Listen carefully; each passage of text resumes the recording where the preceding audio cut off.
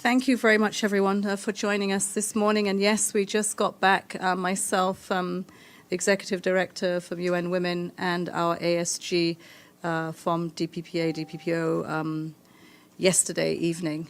It was a trip that took us about 2 weeks. It took this long because at the very beginning, when the Taliban announced the bans on education and women in the workplace, our consultations were clear that we needed to have a united front in engaging with trying to get the reversal of these bans. The most important thing, women's rights and girls' rights in Afghanistan. So we did embark upon a number of visits in person that were consultative to the region and slightly beyond. Turkey and Indonesia were included, to some of the Gulf states, including Saudi Arabia.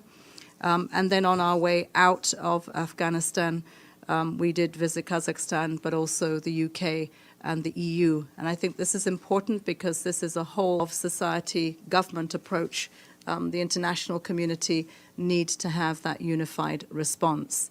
We had three things in mind. First, the solidarity and the importance of women's rights and what had been taken away off the agenda in Afghanistan with a view to education, secondary and tertiary, and in the workplace, and very specifically in the humanitarian space, where this was about women's lives, this was about people's lives, and therefore double jeopardy, not just women's rights, but the impact of it will be the loss of lives. The second was to get the engagement, to engage with all parts of our community, particularly those partners of ours who had different reactions to how we should deal with this, and to engage with the people who are the beneficiaries of the support we give, and the women's voices that were very loud before we got there and really said to us, look, this is not about you taking your voice there, but you need to listen to us, you need to take our voices, and you need to amplify them with the Taliban. And so engagement writ large. The third, of course, was to see, is there any opening, any momentum that we could have on the political track? All in all, the visits to Afghanistan themselves, they covered our stay and interactions in Kabul. We then went to Kandahar and met there with the authorities, and then to Herat, where we met with those that have been impacted quite severely by these bans. The meetings in Kabul started with, as women had asked me, meet with us first and not last, so that you really do hear what we want to say going in. They were very clear. They were women from NGOs. They were women who worked with the international community. They were our staff, the Afghan women in our system, the mission there.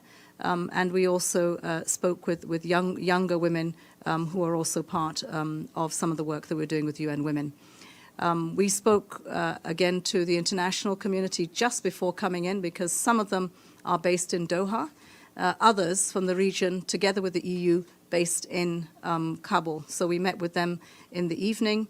We had the opportunity to meet with the former President Karzai and the Prime Minister Abdullah. We then met with 3-4 ministers, from the Foreign Minister to the Agriculture Minister to the refugees and repatriation, and also the Deputy Prime Minister.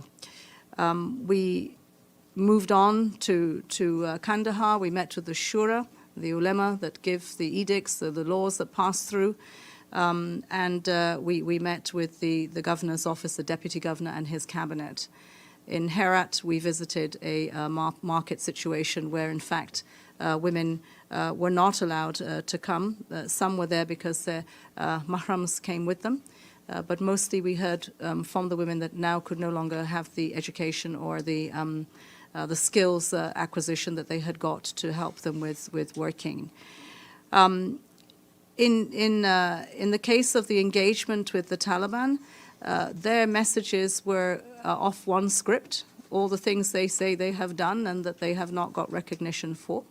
We reminded them that even in the case where they talked about the rights edicts that they had promulgated for protecting women, they were giving rights with one hand and taking away with the other, and that was not acceptable.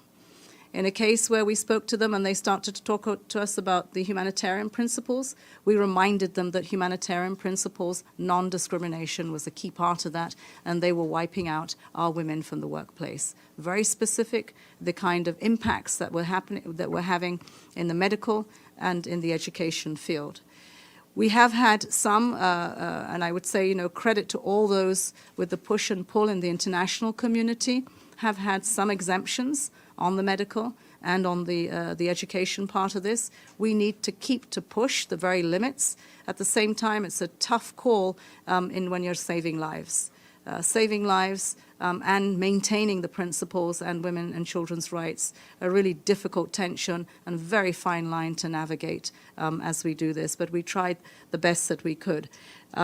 We also spoke to, we asked them, as you will know, in the past, the Taliban have said, as they take away rights, that in due course they will come back to this. And we said to them, is that in due course 10 years, 20 years, 50 years? Let's have a timeline. Let's be very specific about this. And what they would say is soon. And for them, what they want to do is to create an environment that protects women. Their definition of protection would be, I would say, hours of oppression. What is it that they want to put into those checks and balances to protect women's lives? There will be structures as to how people would be educated and go to work, the hijab, the curriculum.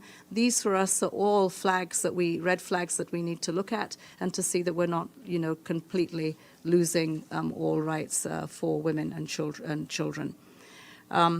We pushed on a number of other issues as to how these exemptions could be extended all the way. We've not seen the history of the Taliban reversing any edict.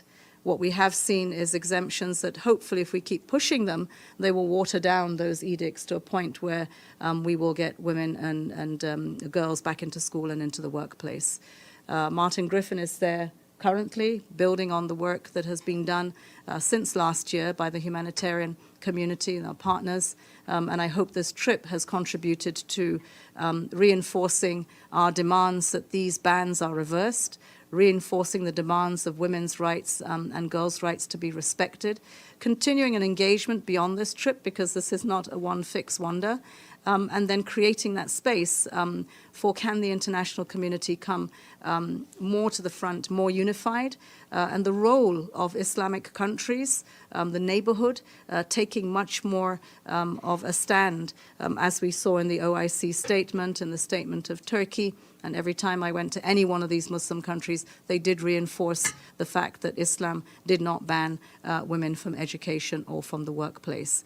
So trying to build that momentum to make sure that they take a step forward, they are the neighbors, they are engaging, and that the international community support that in our trying to grab back what we lost in the last few months. Thank you very much. First question to Sherwin on behalf of UNCA. DSG, welcome back to UNHQ, and on behalf of the UN Correspondents Association, thank you for speaking with us. I think at the nub of the situation is what you wrote in a 2021 op-ed. You co-wrote that educating girls is not heresy. It is consistent with the faith's first command. The Quran's first word reveals to the Prophet Muhammad the first word was read. It then identified al-insan, the gender-neutral Arabic term for human, as the recipient of God's teachings. Reading is the tool and knowledge is the objective for all Muslims, regardless of sex. Mm-hmm. I wonder if you made that argument to your interlocutors in Afghanistan, and how did they respond?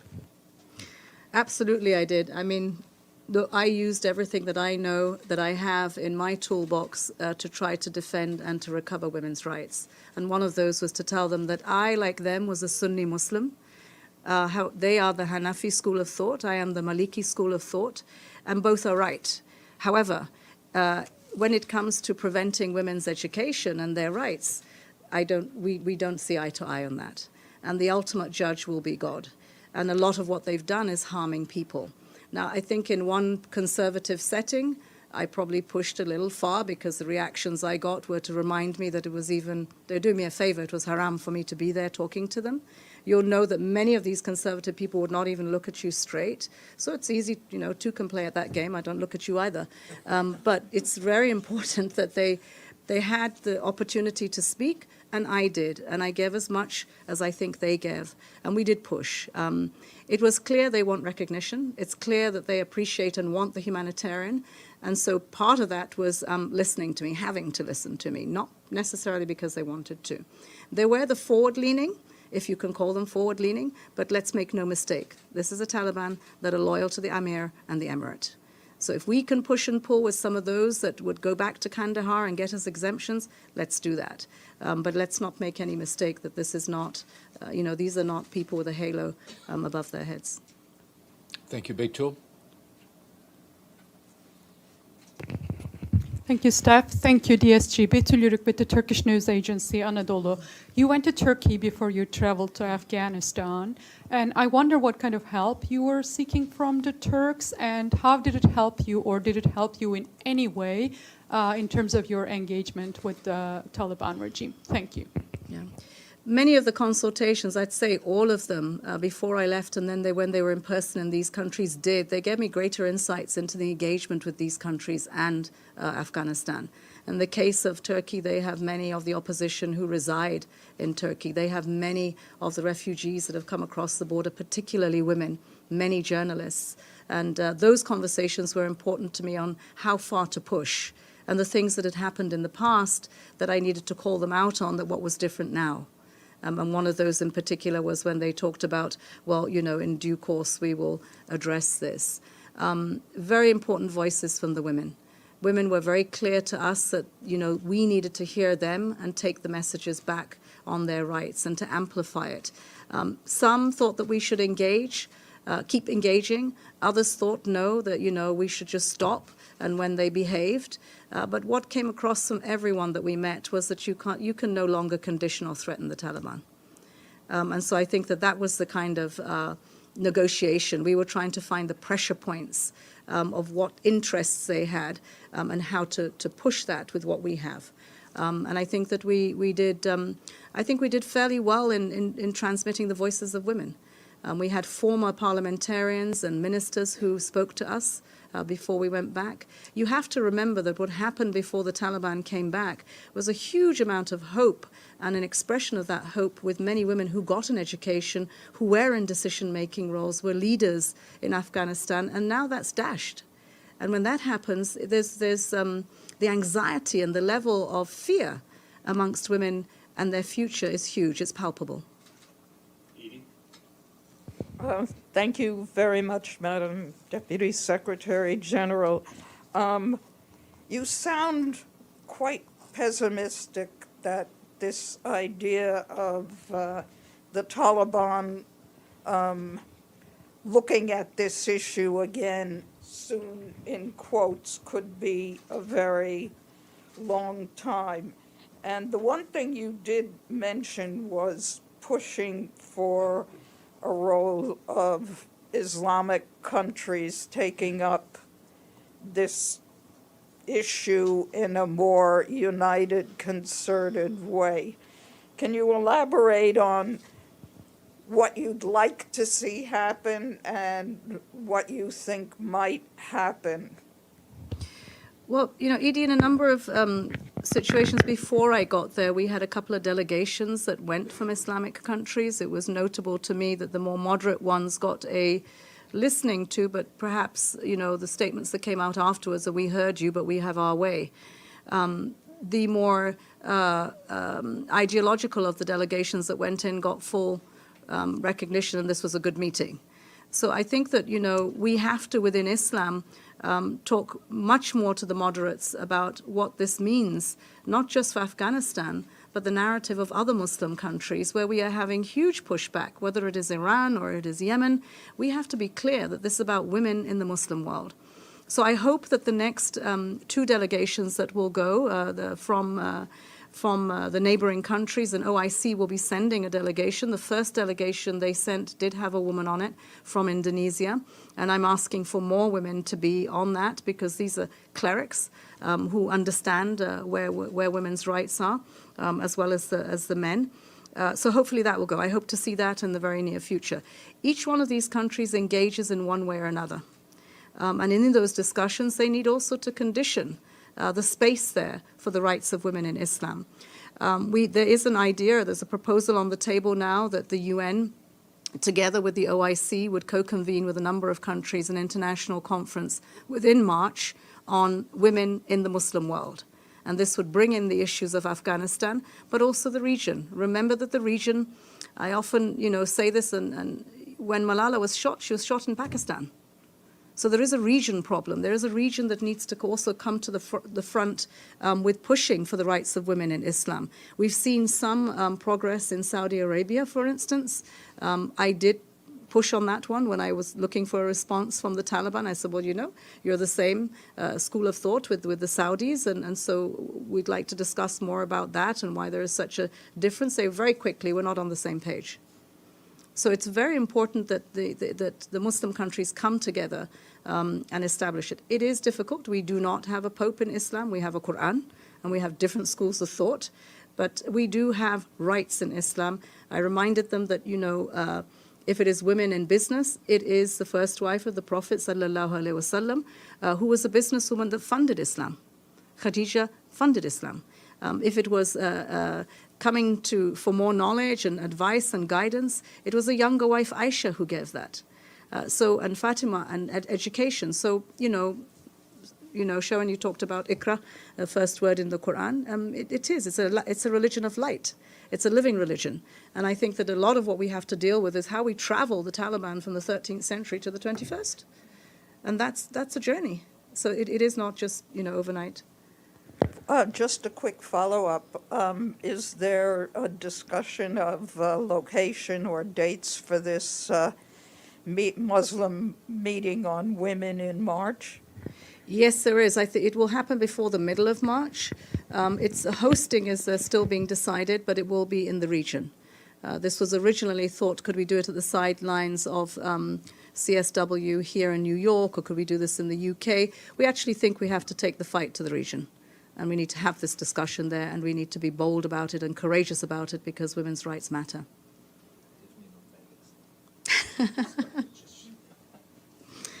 Not Vegas, not Pam, this time. Pam, then Benno. On that note, thank you very much for briefing us, DSG, on a landmark trip.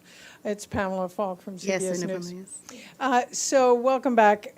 My question is about how is the UN actually functioning today, and women in the different agencies in Afghanistan. As far as I understand, and we've seen, there's been an exemption to the NGO ban that allowed for health workers.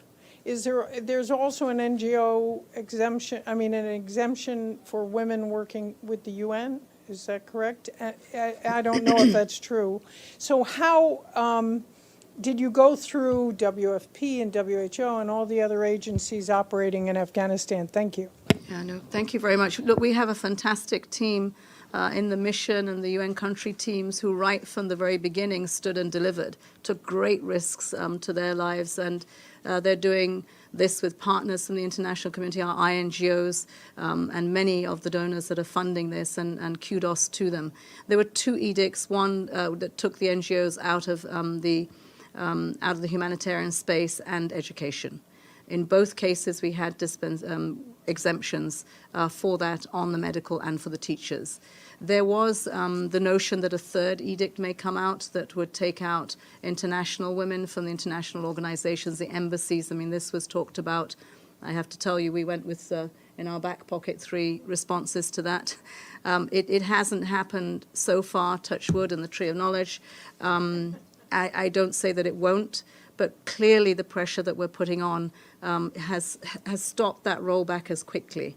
And as I said, Martin is there. We will continue to put that pressure on and engage. But right now, there never was a ban on international women in the international organizations, and we hope it doesn't come. Benno, then Michelle, and then more. Thank you, DSG, for this briefing. Benno Schwinghammer with the German press agency.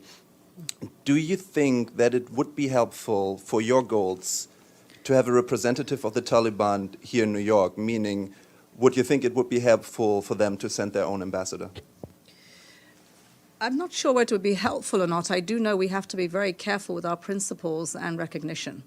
And that's a very thin line and a slippery slope if we don't get it right. So I think what we have to give to member states is this is the reality, and you need to take a decision on how that push and pull will happen to get the Taliban back into the international community, respecting the principles. They argued that the representative here was not theirs and that they wanted to see one here. So we have taken that message back. And I think that this is a very difficult decision to take because recognition is on the line. Did you talk about this with the Taliban directly as well? Yes, yes. Their ask was that we do not recognize the person that is here because he does not represent them, and that they wanted that recognition and their representative here. Thank you. Thanks, Michelle. DSG. Michelle Nichols from Reuters. Just wanted to ask you a bit further, particularly about your conversation with the Shura in Kandahar, given they're the ones who are making these decisions. Just to follow on from what you were saying about recognition, did they indicate at all whether these edicts were in response to the UN not giving them credentials again, pushing it down the line? Like, did they indicate, or anything else? Was it in response to anything? And when it comes to getting these exemptions, you know, everyone's sort of been focused a lot on the aid workers, but what about the women and girls who can no longer go to school or university? Mm-hmm. Is there any chance of getting, you know, watering down those edicts so they can return to school? Yes, yes, yes. Well, first of all, the Shura themselves are not the ones that will discuss what has already gone by. They will just continue to reinforce what they believe, and one of the things they took up and lectured me on was humanitarian principles. And in my response to them was to remind them that humanitarian principles included non-discrimination. And what they were doing was discriminating against every woman and girl. And that for us cost lives, it hurt their communities, and therefore should be reconsidered. They were very, direct in holding the line with all the other issues, which were we've done all these things and you haven't responded. And I think that that's important that we hold them to that. When they told me that they had a law that they'd promulgated against gender-based violence, I now think that that's an opportunity for me to go back and say, okay, can you give me an exemption for the NGOs that work with that? Because if that happens, then many of the stipends, many of the support that goes to the women we saw in Herat, we didn't just talk about those that work in the humanitarian, we talked about those that impacted. And sitting around a table with one woman after the other telling you about the impact in her life was painful. You didn't know between Seema and I, we didn't know who was going to respond because you were choking up. These are very real. To the woman who tells us, I have no income now, and my medication for depression is a pill every other day because I can't take it every day because I need to save so that I can feed my children. To the one who has a father that has mental health issues and now she has to take responsibility, doesn't know how. To the one that is dealing with children with disabilities, the one who cannot feed her kids the next day.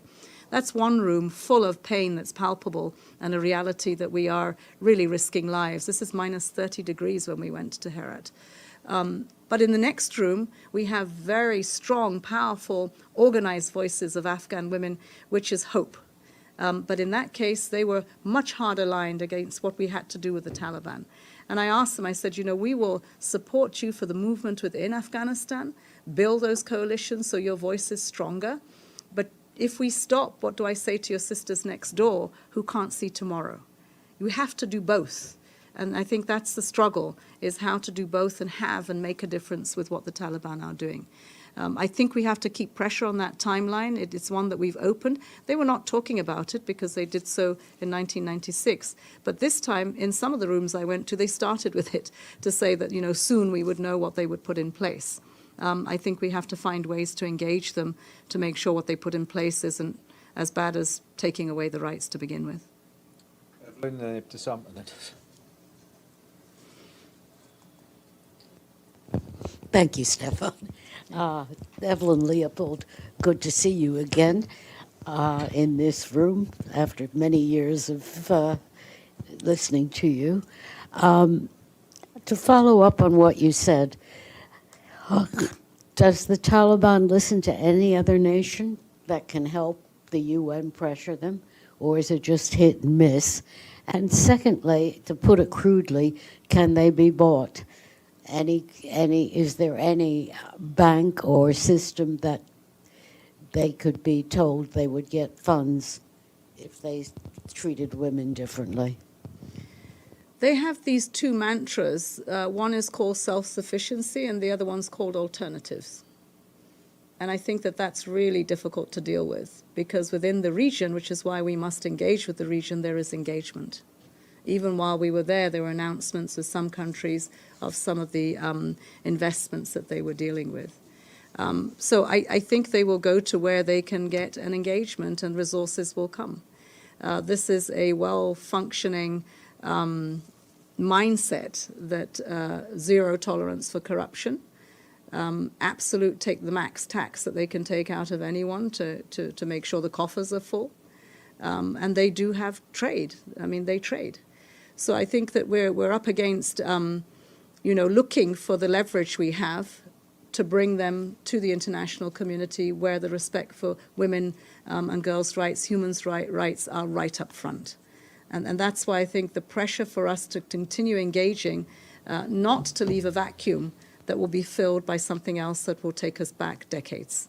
This is really important. It's why I visited the UK and deep appreciation for what they're doing, the international NGOs, and the EU in Brussels, what they have done in supporting, for instance, monitoring frameworks, which have enabled us, when we've seen money being taken astray by the Taliban, to get it back. And I think these are important. We cannot leave and abandon the women of Afghanistan. It's not when it gets hard that we drop off. It's when it gets hard that they see more of us and that we're there in solidarity with them. Sam Azam. Thank you. My name is Ibtisam Azim, Al Arab Al Jadid newspaper. I have first one follow-up on Edith's question and your remarks at the beginning regarding the Muslim majority countries.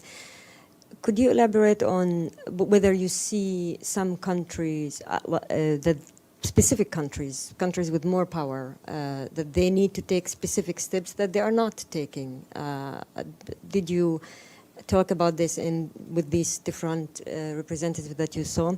And then you talked about the timeline that the Taliban is talking about without really, no one knows what is exactly that. But my question is, what is your timeline? I mean, what do you want to see? And is there a specific time where you say, after that, we cannot, that's just going too far for us to believe that a change really will happen? Thank you.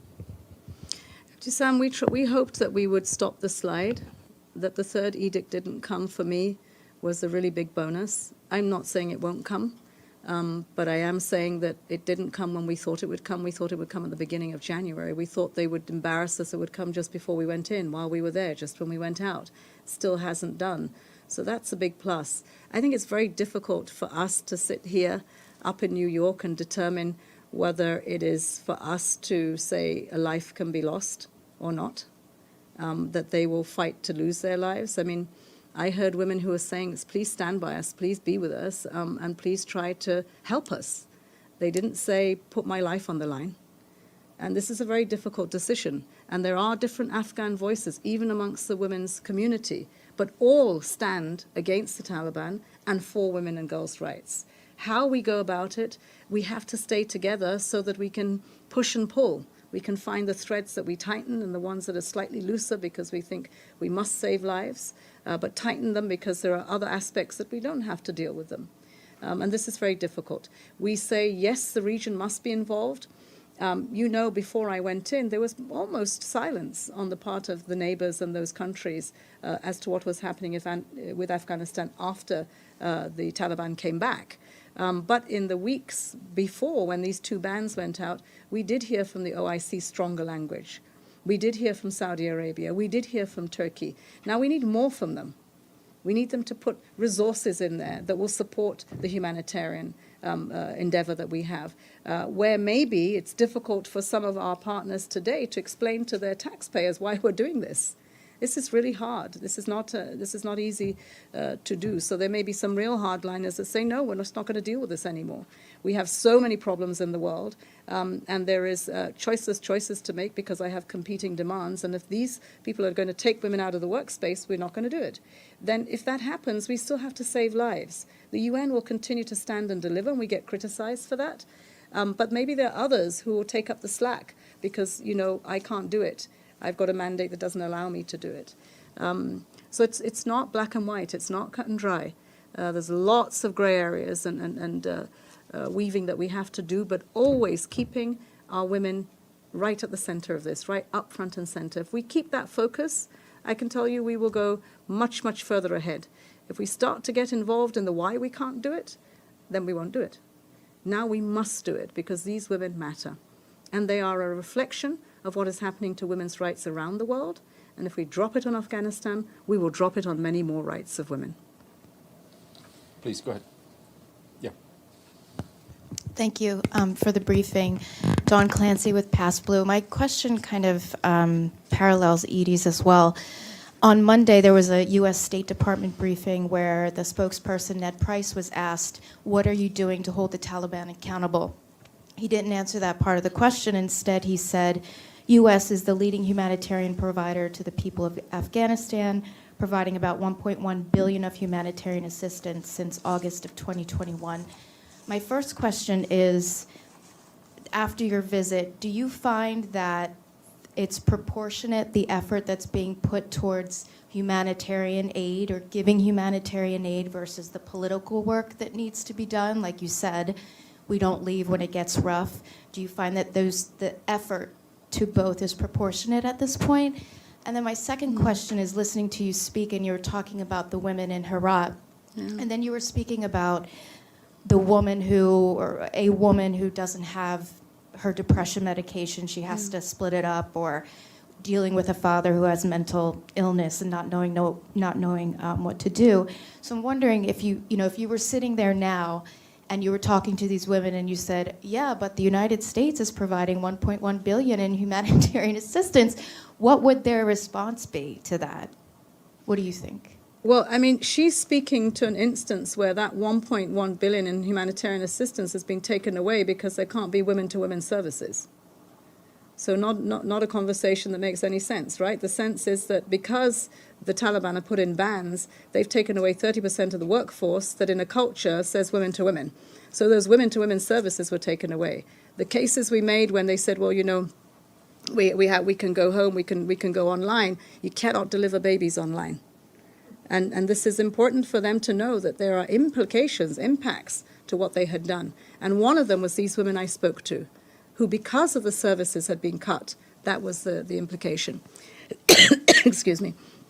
And many of them said to us, please don't let us be caught in the crossfire.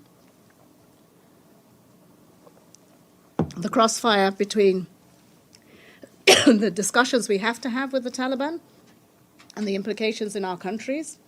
And of course, the humanitarian services has to be delivered to save lives. If I could just follow up to that, because another thing that Mr. Price said was that he was asked whether or not that humanitarian aid was being funneled through the Taliban, and he insisted that it wasn't, that it's going right to the people. Then he was talking about the recent decree and how, regarding women, Taliban or Afghan women working for NGOs, and how I think he said something like 83% of NGOs on the ground have either suspended their operations or have cut back because of this decree. But then he went on to say that the money doesn't go through the Taliban, it goes through NGOs. So my thought was, well, if 83% of the NGOs have either cut back or have completely left the country, then where is that money going if it's supposed to be going through the NGOs? I don't know all the percentages and what context he was speaking in, but we do know that about 30% of the workforce is women. There are men in the workforce as well. I think it's a good leverage to say to the Taliban that, look, you wouldn't want angry men without a job, because if it's not acceptable for us, as a red line, we will not replace women with men.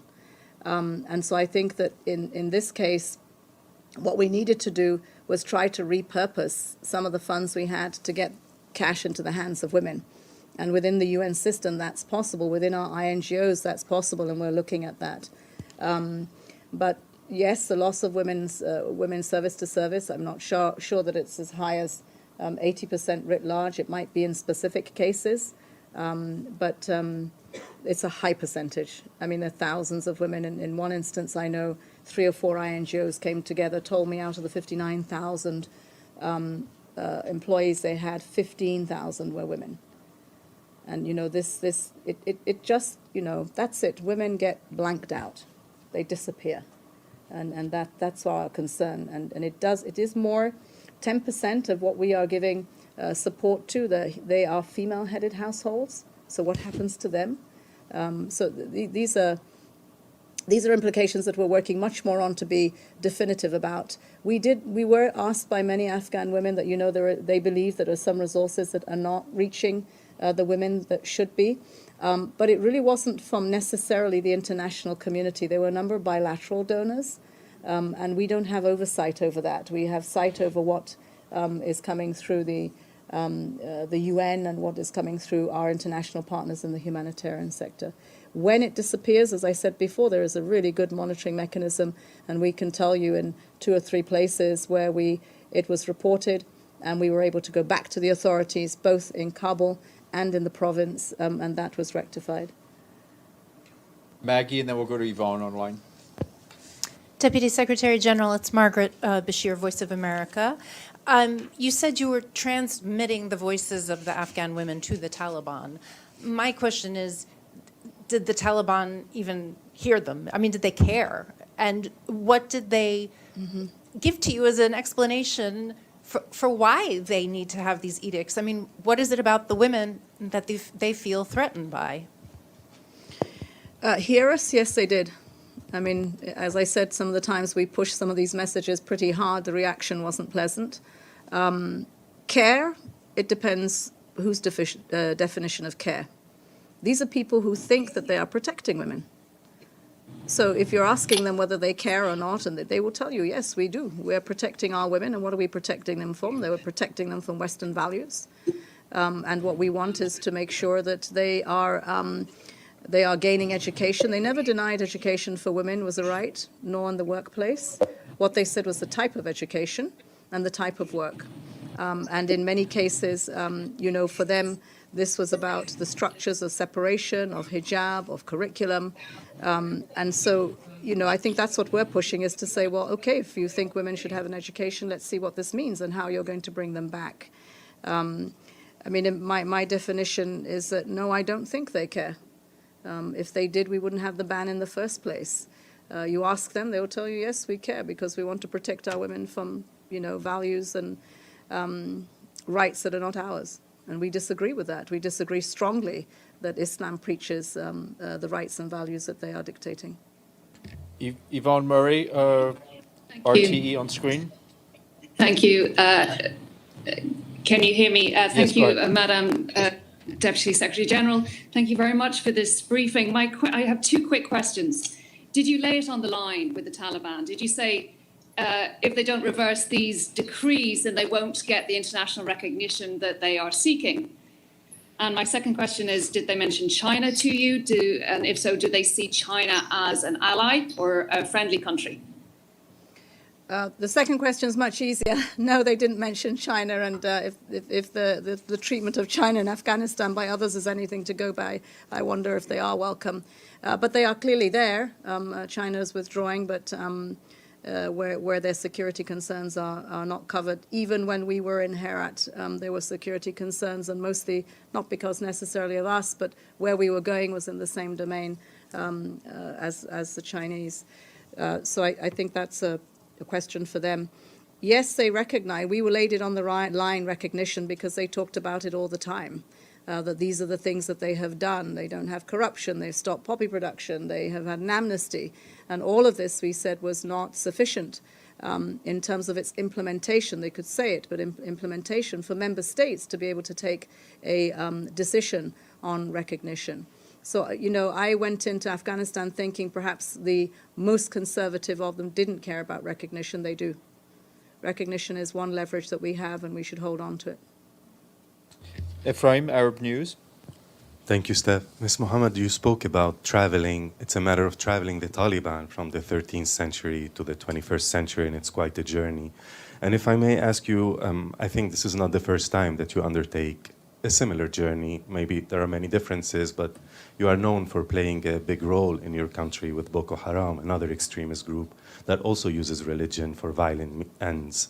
And you helped reintegrate some of its members into the Nigerian society. And I wonder if there are any parallels in your mind between these two situations, if there are any lessons that could be taken in dealing with the Taliban. Thank you. Sadly, if I drew one lesson from both, is that the first victim is women and girls in both cases. To an extent, both are using Islam. One is trying to re-engineer it in the Taliban. Boko Haram were using it as an excuse, didn't really understand it anyway. I don't know in the case of the Taliban, but I understood right at the very beginning of their genesis, they were fighting corruption.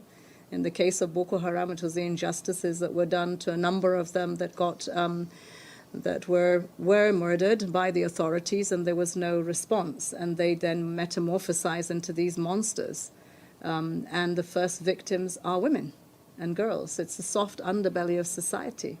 And so I think that, for us with Boko Haram, the first thing was for, our authorities, our president, to say what they are doing is un-Islamic.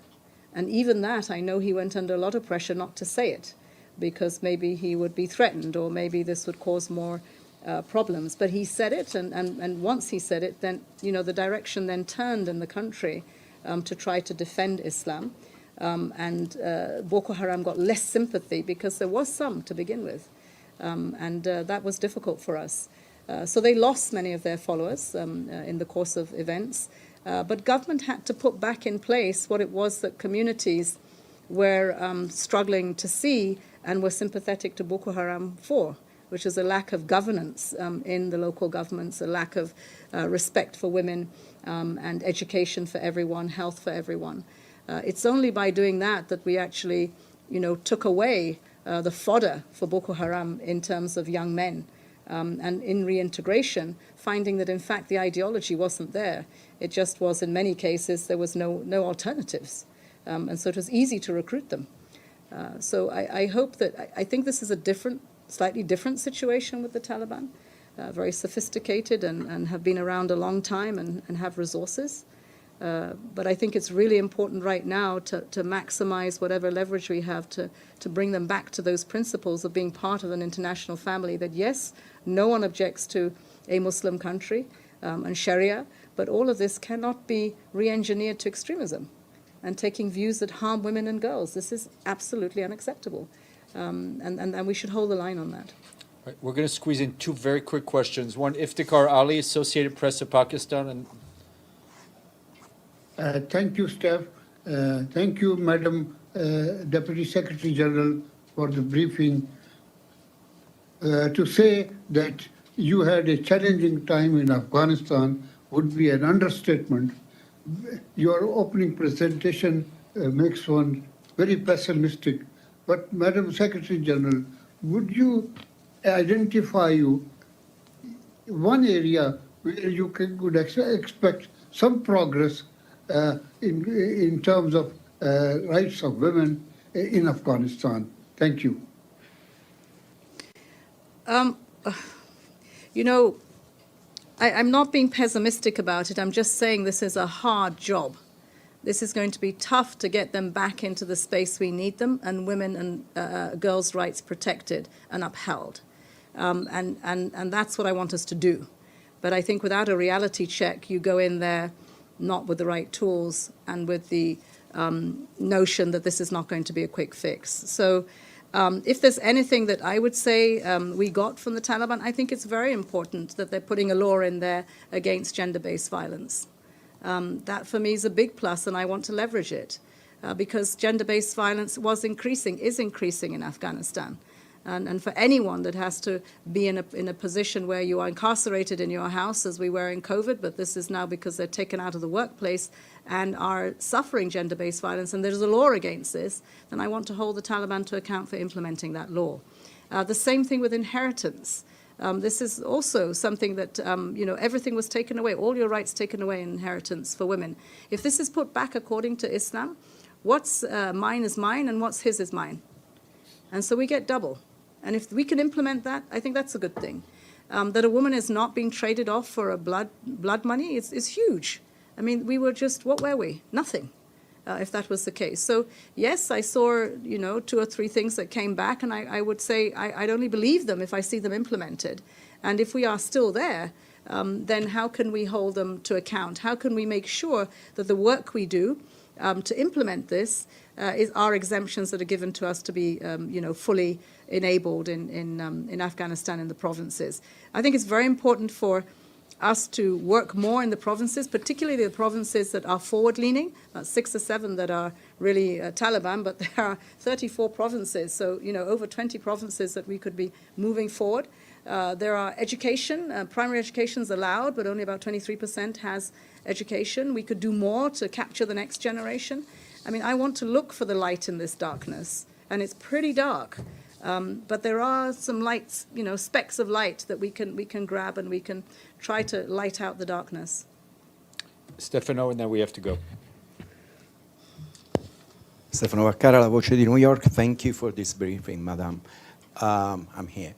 And the Security Council, when the Taliban went back to power, they actually approved a resolution that, if I remember well, one of the things was that the people that wanted to leave, the Taliban had to allow them to leave the country. So my question to you is, when and what has to still happen in Afghanistan when you will advise and tell the women of Afghanistan that they, at least that one that they can, to leave the country? And in this trip, did any one of those women that you described, that they were in a very, very horrible situation, did any of them ask you to help them to leave the country? We didn't have anyone ask us to leave the country. Some of the women we met who were outside, like in Turkey, wanted to go back, but they wanted a conducive environment with which to go back. The women in Herat that we spoke to that were desperate, many of them were talking about going back because they had already escaped Kandahar in 1996 and they'd gone to Iran. Some had gone to Pakistan. And they had come back, not to Kandahar, but to Herat because they said that was freer and more conducive for them to live. But now they're thinking about going back where they came. They're not asking us to help them leave because these are your everyday women on the ground. These are not women in the cities. And they will go back across as refugees. We already saw this from some of our NGOs who told us the number going back across the border of Pakistan. Pakistan, of course, are much more concerned now because of the threat of terrorism. And this makes it more difficult for refugees who are not just seen as refugees, they're seen as a potential of terrorism. So it's very difficult. But yes, I think the anxiety of no hope, that there isn't a tomorrow, is driving many to say we're going to go back across the borders. Not asking us to help them, but they're just telling us. DSG, thank you very much, and thank you. Thank you very much, everyone. Thank you. I'm a king, yes, I'm a king, I think I'm a king,